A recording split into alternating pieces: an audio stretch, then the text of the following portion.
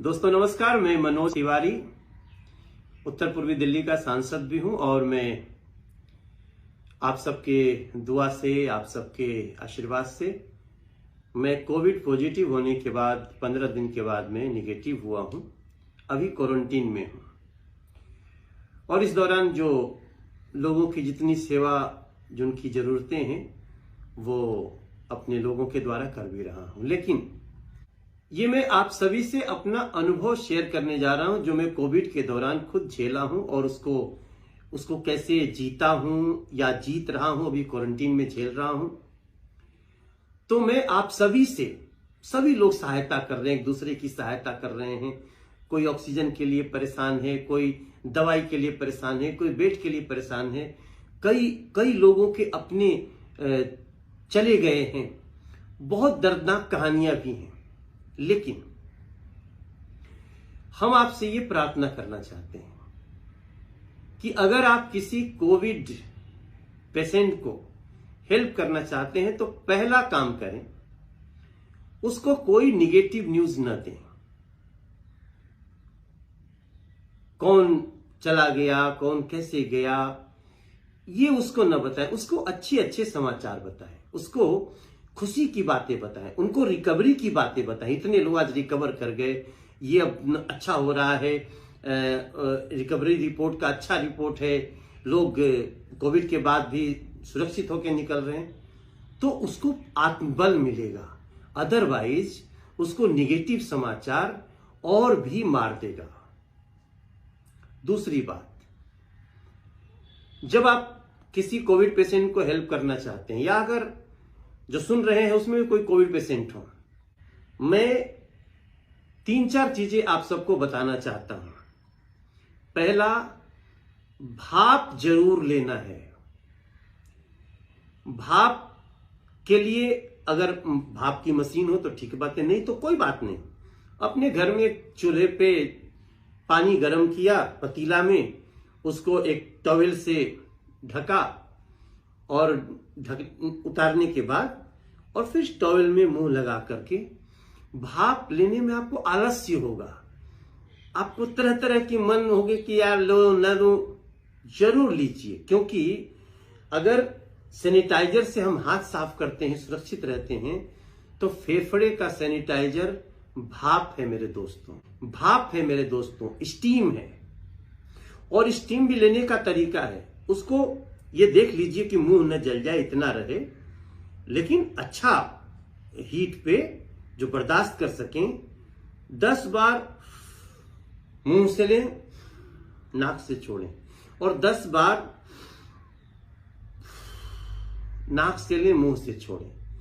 ये अगर आपने दिन में 2 बार कर लिया तो बाकी सब दवाइयां एक तरफ, ये इलाज एक तरफ, 5-6 दिन में आपको आराम हो जाएगा। जिनको नहीं हुआ है वो भी ऐसा कर सकते हैं।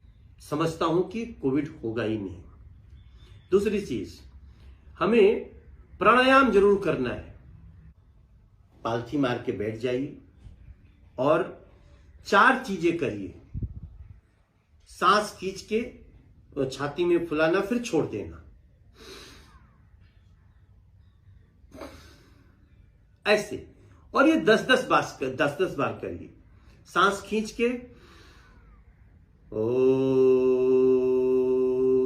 ओम का उच्चारण का जितना आप कर सकते हैं, छोटा कर सकते हैं, बड़ा कर सकते हैं, मत परेशान होइए। तीसरी चीज, कपालभाति। पालथी मार, सोफे पे बैठा हूं, कपालभाति। ये आप जब करेंगे तो किसी का एक बार में 6-7 बार होता है, आप इसको 20-25 बार कर सकते हैं।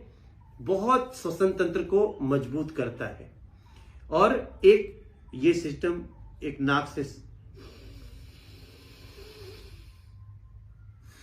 दूसरे से छोड़ना और फिर जिससे छोड़ना उसी से लेना, आराम से लीजिए और फिर आराम से जाने दीजिए।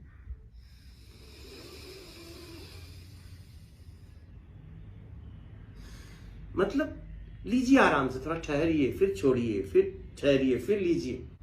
इसको अनुलोम विलोम कहते हैं। ये बहुत फायदेमंद है और अगर सुबह कर सके तो नथिंग लाइक दैट। तो मेरे दोस्तों, इसके साथ साथ थोड़ा सा एक आसन आता है जो आप लेट जाते हैं पेट के बल और ऐसे रख के और फिर आप ऐसे उठते हैं ना, वो वाला, वो भी आप 10 बार कर लीजिए, 15 बार कर लीजिए, अपनी क्षमता भर इंजॉय करिए, आनंद में। और हमेशा कोशिश करिए जब आप सोते हैं तो ऐसे नहीं सोना है, सोते समय ऐसे सोइए। अगर मान ली किसी को ऑक्सीजन की जरूरत इतनी पड़ गई कि लग ही रही है तो भी ये पोजीशन पूरा पैर फैला के ऐसे करिए। और अगर ऐसे सो सकते हैं तो नथिंग लाइक दैट। ये मैंने किया और मैं बताऊं आपको, मुझे बहुत सारी दवाइयां नहीं खानी पड़ी, जबकि मैं 4 दिन बहुत सीरियस था। बहुत मतलब वो एक्सपीरियंस में क्या बताऊं, मतलब बस लग रहा था कि, क्योंकि मुझे बहुत सारी गलत गलत न्यूज आ रही थी ना, तो लग रहा था अगला नंबर मेरा है, इसलिए मैं ये बात कह रहा हूं। और इसके अलावे जिंक विटामिन है, विटामिन सी है, ये जरूर लीजिए। और इम्यूनिटी बूस्टर, आपका इम्यूनिटी बूस्टर काढ़ा है, आयुर्वेद है। आप देखिए हम लोग फिर आयुर्वेद पे गए हैं ना, कुछ ना उसमें सत्य है। वही चीजें आज ले रहे हैं इम्यूनिटी बढ़ाने के लिए। वैक्सीन भी इम्यूनिटी बढ़ाता है। इम्यूनिटी बूस्टर मतलब रोगों से लड़ने की अपने शरीर की क्षमता। तो मैं ये सब आपसे शेयर करना चाहता था, क्योंकि पैनिक नहीं होना है। घर में भी हो गया, आप इसका इलाज है। पैनिक होने में समस्या बढ़ती है, घटती नहीं है। और उसके अलावे जो भी बातें हैं तो आप कोई ना कोई हमारा प्रतिनिधि होगा आपके आसपास, नहीं तो आप हमें बताएं, हम लोग समस्याओं का निदान करेंगे। इम्यूनिटी बूस्टर में एक काढ़ा तो बहुत ही अच्छा है, और जो आप खाना भी खाइए तो वो आप देख लीजिए कौन पौष्टिक खाना है। आप किसी से बात भी कर सकते हैं, खुद भी देख सकते हैं।